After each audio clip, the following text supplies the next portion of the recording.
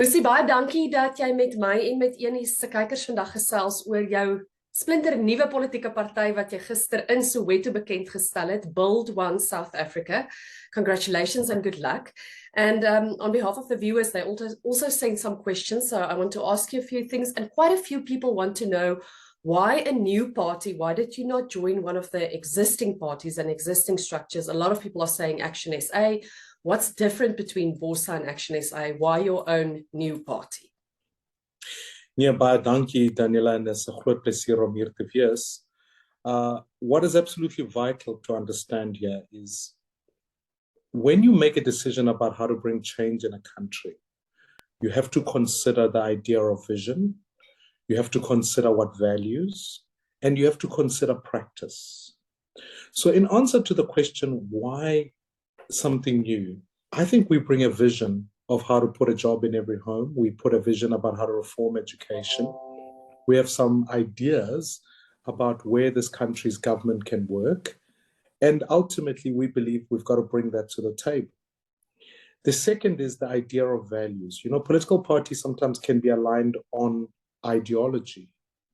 But we genuinely wanted to say we can align people on values of Ubuntu that says, even though you and I might be of the... Just breaking. Therefore, why that's... We just lost you there. Sorry, you were speaking about Ubuntu, and even though you and I might be of different races, different gender, we share a common humanity. And values unite us. Why that's important is because I don't see many political parties talking about that. And then the last thing is that we've set up this body so that communities are empowered, which is written in our constitution. That's another key distinction as to why political parties don't operate like that. They simply absorb the power, use the votes, and then go. Whereas we want to empower communities to be able to get representation. So when I look at the political landscape, no political party has fought for electoral reform in parliament. They haven't spoken about it. Furthermore, whether it's another political party, we may disagree on issues of immigration and disagree on how to run the economy. Why would I just want to join that so that I can add to the more confusion? We believe we are young, we need to bring something fresh, speak to young people, and bring about the change that we need. Yeah, you speak about the young voters, and we actually did a story this week about how they are not voting, they're not planning to vote, and this election that you're planning to contest is less than 2 years away. That's not a lot of time. How do you plan to rally people around you and to get people to vote for you, and especially young people, in less than 2 years' time? Well, that's why we wanted to set ourselves up in communities and constituencies. Young people are the most unemployed group in the country. And so we have created structures that are able for them to nominate their candidates in their communities who will fight for their ability to put a job in every home, and they will feature in our own processes. And their young people they're not leaders of tomorrow. They must be able to lead today. And that's why we think it will animate them about communities. When I ran an election in 2021 in our communities, we actually saw that when people backed fresh candidates, fresh ideas, these were young people. And they were animated by those ideas. And we really believe going towards 2024, we've got to do that. It's not always a guarantee, but what we've got to ensure is that we give young people that option, get them registered, use the technologies that they're on, and give ourselves the freedom to say, and issues that matter to young people, such as unemployment, such as their education, those will become the two signature issues that Build One South Africa focuses on. That actually answers, I wanted to ask next, if they go to that ballot box, what do you think, let's not just say young South Africans, most South Africans, what do you think are the 3 key issues when they go to make their cross in 2024? What will they be voting for or against? South Africans must vote for a government that will reset the economy so that there's a job in every home. And I don't say that as a slogan. I say it because actually to be hungry and to be poor in this country is hard. It makes life difficult and impossible. And that's the first. The second is the issue of education. We're clear in our heads that we can't be living in a country where only half the kids get to matric and only just under 19,000 young people of the million who start school actually are the ones who end up passing maths with a C average. I think it's a disaster. And so we need to up the skills base. But the last thing, which I think is going to be on the ballot come 2024, is the question of safety. You know, I know at some level what crime feels like. And at another level, we can't be living in a country where there are murders taking place. I think this nation is concerned about its safety, and we've got to put those issues on the ballot and ask the national government what it's doing. We can't be sitting around pointing fingers at people from everywhere else. We've got to say to ourselves, our government has not delivered. Whether it's keeping the lights on so that the economy works, whether it's making sure the police keep citizens safe, or whether it's ultimately making sure the teachers ensure our kids pass well, our government has failed. And that's why we need new.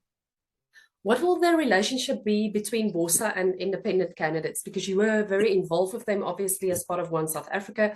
You even said last year that independent candidates are the future of democracy and that they know better than party politicians what communities need. Aren't you maybe speaking in two tongues when you now go back to being a party politician?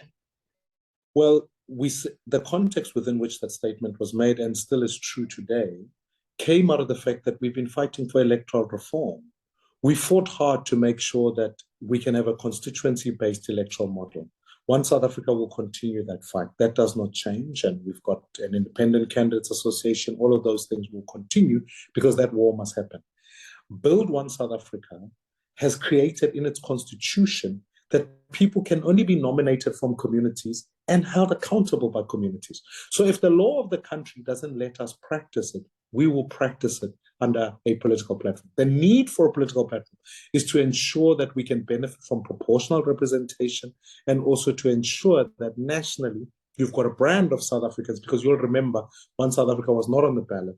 Now you can ensure that that sits on the ballot so that more citizens are able to interact with it. I still maintain democracy is best served when people are able to nominate people from where they come from. Local is altyd lekker.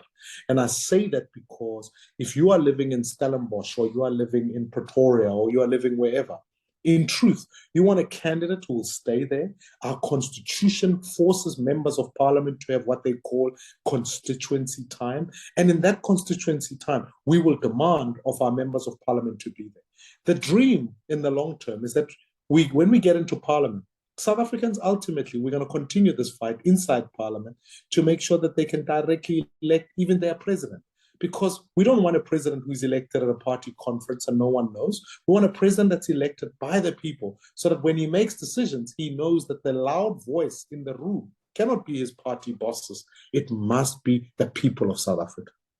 And then, of course, after the previous election, a contentious issue that we saw was coalitions, lots of opportunities for parties, but also lots of problems evolving around that. What would your view be on coalitions and maybe going into coalitions? Yeah, I've written extensively about this issue. Coalitions are the future of this country. One-party dominance has delivered state capture.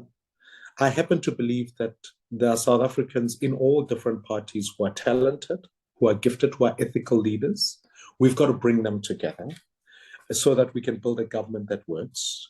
Thirdly, I think that a coalition government is an expression of the will of the people. And so we've got to honor that and make sure it works in practice. And I think the practicalities are as follows. Some of the negotiations has to be done before an election so that citizens know what they're signing up for. And we've got to give ourselves much longer time after an election to negotiate coalitions, so that whatever the agreement was, it's put before the public. I think some of the difficulties we're seeing now is because they negotiated in less than 2 weeks, and then a government is in place and the people are not participating. And that's what half the problem is. My role, having worked in coalitions and having been in parliament, is to be able to put that infrastructure together so that we can do it well. We have a plan as to how to deliver and ensure that we can bring about stable coalitions for the future. And so I want to say to South Africans, they mustn't be worried about what would happen if the ANC was to dip below 50%. That shouldn't be the thing that worries us. What we ought to do is to recognize the fact that change is necessary so that we can bring about a new functioning government and a cabinet of the best people in this country, so that ultimately we can stabilize things. Otherwise, that fear can be a self-fulfilling prophecy where it says, well, let's just keep what we have. And what we have is bringing us stage 5, load shedding, etc. We've got to come back to saying, let's build a new government that works together. You spoke about the best people. Who are the people working with you at the moment in BOSA? Who have you rallied around you? And what kind of people do you hope to attract in leadership positions in the future as well? Ultimately, because yesterday we introduced that our chairperson is Mmusi Jack, who is someone who's been schooled in politics, comes from the history, who used to be is now the deputy mayor of Gqeberha. We've also got Nobuntu Hlavzo Webster, who is an entrepreneur, a businesswoman herself. We've got Mutuli Rakivane, who's an advocate, has worked in the Constitutional Court. And this is the caliber. I use those as examples of citizens that come. We've got business people. Because one of the key lessons why I feel politics has failed the people of South Africa in many ways is because we don't always have talent coming into the parliamentary system.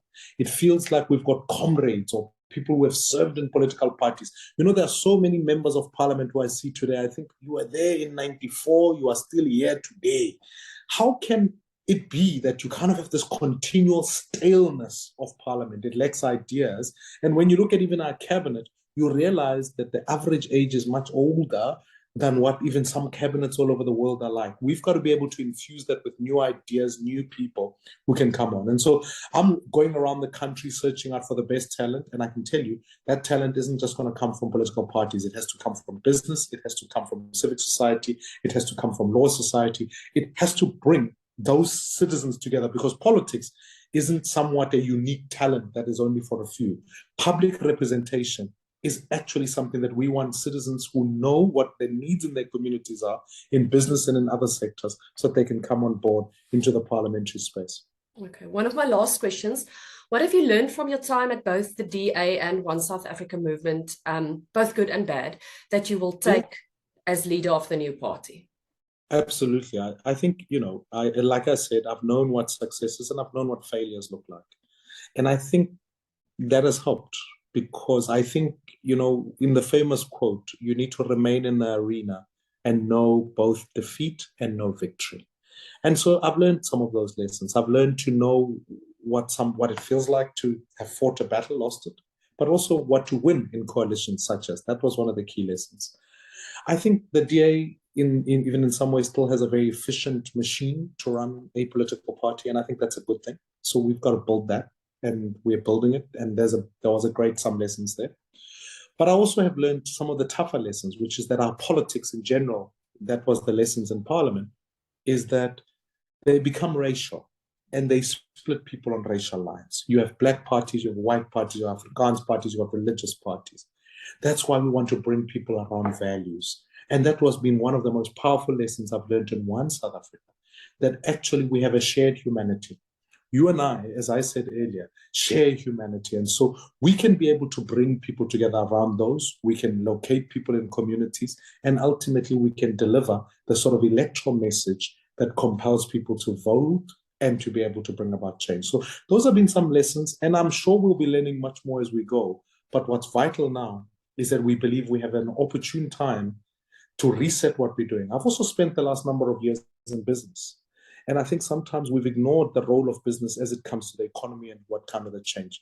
So I feel even as a leader, I've had to learn more skills. I'm completing a PhD to bring on more of your assets, so that when you prepare yourself to serve the people in 2024, you've got more skills than you would have had before. And therefore, I've been grateful for this period of time to be able to reflect, learn, and say, how can we do things better for the future?